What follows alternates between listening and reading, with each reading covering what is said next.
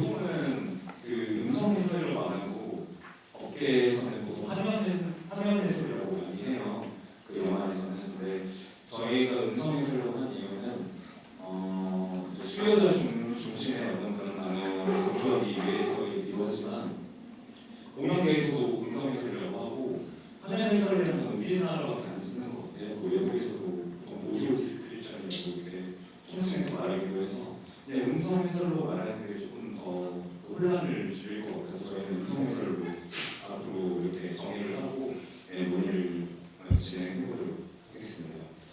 음성 해설이 무엇인가 핵심만 제가 이제 말씀드리면 우리 영화가 있는데 당연히 시청각적으로 경험을 하게 되는데 이거를 시각을 없애고 완전히 청각적으로 완전히 오디오로만 가능한 영화를 만들기 위한 보조 장치가 음성 해설이라고 이제 이해를 하면 될 것 같습니다. 그러니까 우리가 눈 감고 귀로만 들어도 영화를 완전히 영화적 경험을 할 수 있어야 된다는 거죠. 그래서 거기로 이제 들어가기 위한 첫 번째는 사전 해설. 그러니까 그 가이드 16페이지부터 제가 차근차근 다른 설명은 못 드리지만 요쪽만 간단히 짚고 넘어가도록 하겠습니다. 그 사전 해설이 뭐니? 우리가 극장에서 영화를 볼 때 바로 영화가 시작하지 않잖아요. 로고도 뜨고 또 나오고 그다음에 영화가 시작을 하는데 영화로 가는 작은 문 하나를 더 만들면 어떨까? 그걸 전 사전 해설이라고 정의하고 싶은데 이게 왜 필요하느냐라고 한다면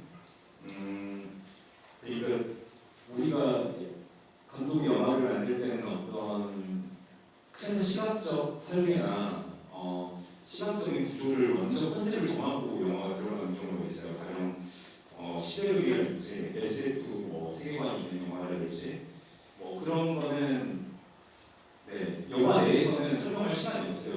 음성 해설의 가장 큰 취약점이 이미 만들어진 영화 안에서 이렇게 저렇게 세계관을 설명하거나 배경을 설명하거나 이런 시간이 너무 부족합니다. 그래서 그 부분을 아예 처음부터 이제 설명을 하고 시작을 하자는 거죠.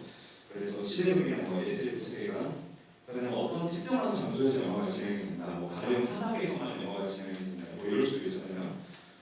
아니면 어떤 직장인물이 의상을 입고 있는데 그 의상이 너무 특별해서 영화에 영향을 전체적으로 미치고 있다, 이런 거라든지, 그다음에 또 어떤 영화에서는 그 주인공이 장애인이고 비장애인이 되게 중요한 영화가 있어요. 그래서 그 장애 비장애 특성에 따라서 영화 전체의 어떤 연출도가 들어가는 그런 것들을 영화 안에서 설명할 시간이 너무 없으니까 차라리 앞에 설명을 하고 시작을 하자는 거죠.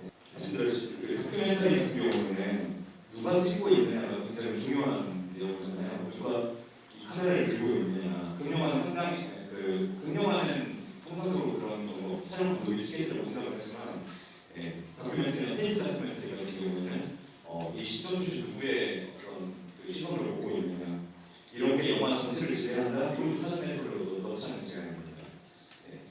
그 다음에 시대적 영화가 말씀드렸듯이 저는 양민동 소녀를 만들 때 당연히 오일파는 관객들이 알고 있겠지라는 대전제를 까놓고 만들었는데 알고 보니 아닐 수도 있다는 사실을 제가 알게 됐어요. 그래서 오일파 구조를 무엇인지 서울의 봄이나 양민동 소녀 같은 경우에는 이 군사정권에 대한 간단한 소개 같은 거, 시대적 배경 같은 거 미리 깔고 시작하면 그게 배달 장애뿐만 아니라 저희 조카가 왔을 때도 되게 잘 이해를 할 수 있을 것 같아요.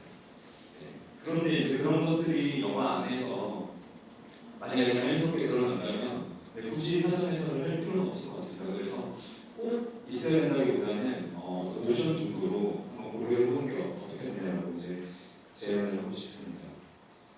그 다음에는 이제 영화 안으로 들어가서 음성 해설에 대해서 조금 말씀을 드려볼게요. 보이는 것을 묘사한다 이 부분에 영화 처음에 시작이 되면 뭐부터 설명해야 될까요? 영화 화면이 처음 나오면 장소부터 설명하는 게 좀 보편적으로 그렇게 우선순위를 두고 많이 설명을 합니다. 그래서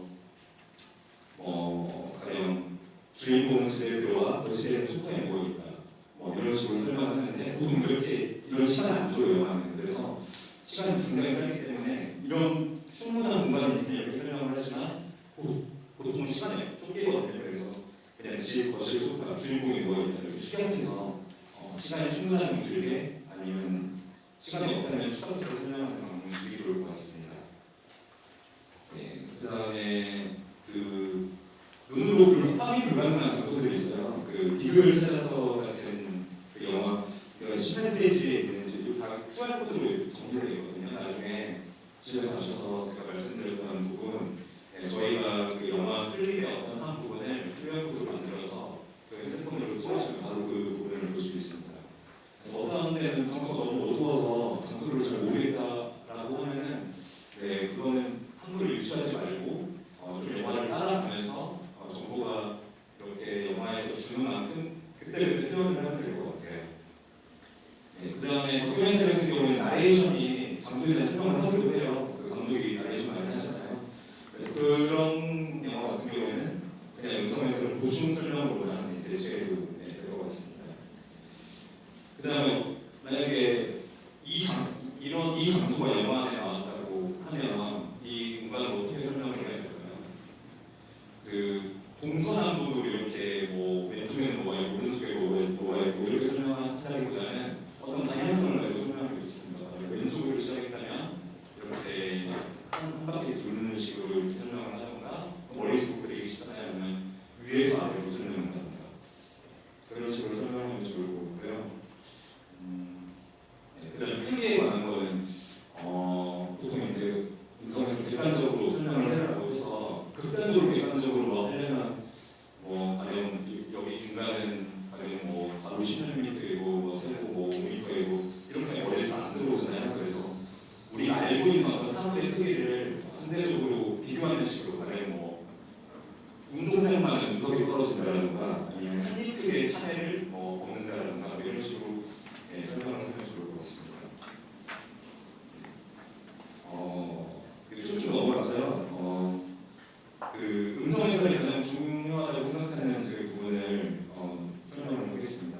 보통 저희가 이거 할 때 넷플릭스나 뭐 해외 그다음에 국내에서 관련된 베리어 프리 가이드라인 많이 참고를 했는데 거기서 공통적으로 그 말하는 것들이 객관적으로 해설을 해라, 주관적인 해설을 하지 마라.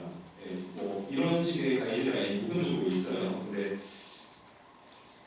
네, 맞는 말인데 이게 실전으로 들어가다 보면은 이 객관적으로 묘사하다가 주관을 강요하지 말아라가 조금 오해하는 부분이 생길 것 같아서 이런 부분을 조금 말씀드리겠습니다.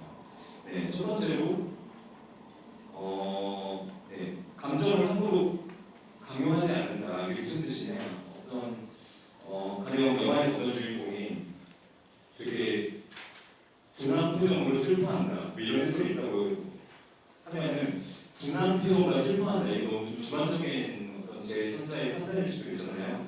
그 같은 경우에는 그렇게 감정을 직접적으로 이렇게 말하는 것보다 그 영화 안에서 등장인된 행동에 좀 집중을 해서 가령 주인공이 양손에 주먹을 꽉 쥔 채로 어깨를 돌을 떨며 눈물을 떨군다라고 하면은 좀 더 그 분하고 슬픈 그런 걸 우리가 상상할 수 있잖아요. 그래서 이런 부분 같은 경우에는 음성 해설뿐만 아니라 좋은 소설을 쓰는 작가들도 이렇게 쓰는 것 같아요. 뭐 보냈다, 슬퍼다, 기뻤다, 참 좋았다고 쓰지 않잖아요. 그래서 그게 그런 감정을 유추할 수 있게끔 미묘한 뉘앙스를 크게 힌트를 주는 식으로 글을 쓰는데 음성 해설도 그런 방향으로 쓰면 듣는 사람들이 훨씬 재밌을 것 같습니다. 그 다음에 주관을 강요하지 않으면서 객관으로 방치하지 않는다.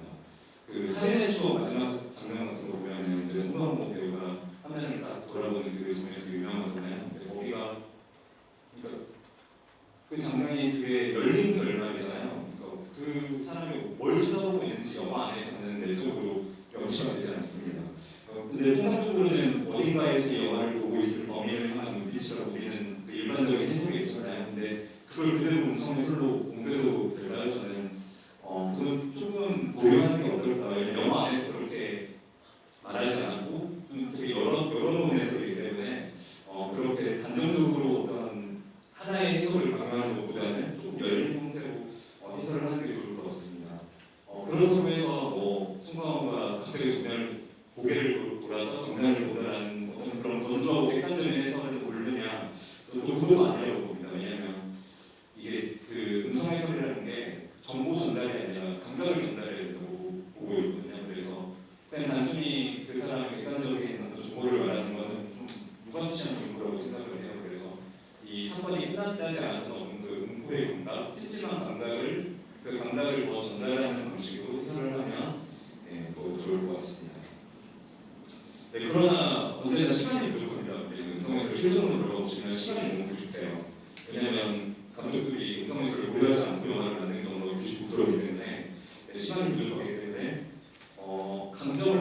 유추하는 해설을 전략적으로 써야 될 때가 많습니다. 네, 현실에서는 가령 여기 21페이지도 나오겠지만 인차는 참외를 어설프고 불안하게 깎는다. 근데 어설프고 불안하다는 주관적인 표현이잖아요. 근데 영화는 시간이 너무 없기 때문에 그냥 참외를 어설프고 불안하게 깎는데 이렇게 해야 될 경우가 되게 많아요. 왜냐면 이 참외를 어설프고 불안하게 깎는 게 되게 다양한 해석 가능성을 요구하는 장면이 아니잖아요. 그래서 그런 경우 같은 경우에는 이렇게 조금 감정을 함부로 유추할 수도 있다. 항상 선택의 기로에 좀 놓이게 되는 것 같습니다. 청자의 관점에서 유사한다고 같은 얘기입니다. 같은 얘기인데 중요한 건 뒤에만 설명드리겠습니다. 제가 원래 그림을 그려서 화가 출신이라서 색을 어떻게 해석을 해야 될지 좀 궁금해가지고 시험장에 강사자한테 좀 여쭤본 적이 있었는데 어쨌든 음성 해설이라는 건 전맹 시각장애인을 기준으로 두고 설명을 하기 때문에 빨간색 옷을 입었다 이런 것들이 의미가 있을까라는 좀 의문점을 품었었는데 색깔을 설명해야 될 경우에는 다른 어떤 감각의 그런 구조적 표현을 섞어서 설명하는 게 좋다고 하더라고요. 그래서 가령 빨간색이라고 하면 정열적인 빨간색 옷을 입었다거나 아니면 섬뜩한 빨간색을 입었다 아니면 뜨겁다, 차갑다 이렇게 좀 초박적인 경험이랑 연결시켜서 색을 설명한다던가 아니면 같은 색인 항상 두 가지 뉘앙스를 띠고 있다고 생각해요. 파란색이라면 몽환적이고 아니면 강렬하거나 이런 식의 고유적 표현을 덧붙여서 설명을 하면 좋을 것 같고요. 그 다음에 마지막으로 영화를 만들다 보면 언어 장애가 있거나 아니면 다큐멘터리 같은 경우에는 수용 환경이 안 좋아가지고 대사가 잘 안 들리는 경우가 있어요. 이럴 경우에는 오디오로만 듣는 사람은 되게 대사가 잘 안 들릴 거 아니에요. 그럴 경우에는 어떻게 해야 될까 좀 고민을 많이 했는데 장애 운동에서는 언어 당사자의 말을 되게 중요시하고 그 다음에 들으려고 노력을 하고 누가 대신 말해주는 것보다는 스스로 말하는 걸 되게 중요시하는데 영화라는 거는 사실 미래적 경험이고 극장에서 본다면 다시 이렇게 뒤로가게 할 수 없는 것이고 그 다음에 그 사람의 어떤 습관과 환경이 익숙해져야 더 잘 들리는 것인데 영화는 처음 본 사람이 말하는 경우에 언어장애인 같은 것처럼 못 들을 가능성이 많아요. 그래서 제 최근에 연출한 수영의 노력이라는 영화에서도 언어장애를 가진 주인공이 등장을 하는데 정말 중요한 대사를 할 경우에는 제가 중간중간 끼어들어서 좀 쉴 틈이 있으면 그때 제가 대사를 다시 읽어준다거나 아니면 좀 대사가 긴 경우에는 요약해서 정리를 해준다거나 그런 식으로 언어장애인의 대사와 대사 틈에 제가 끼어들어서 언어를 다시 이렇게 음성해서로 다시 묘사를 했던 적이 있습니다. 이런 것도 하나의 또 방법이라고 생각이 들어요. 또 수음이 안 좋아가지고 뭐만 할지 모르는 비장애인 대사라고 이런 방법을 쓰면은 음성 해설이 영화의 어떤 오디오적 약점을 보완하는 형태로도 충분히 기능할 수 있을 것 같습니다.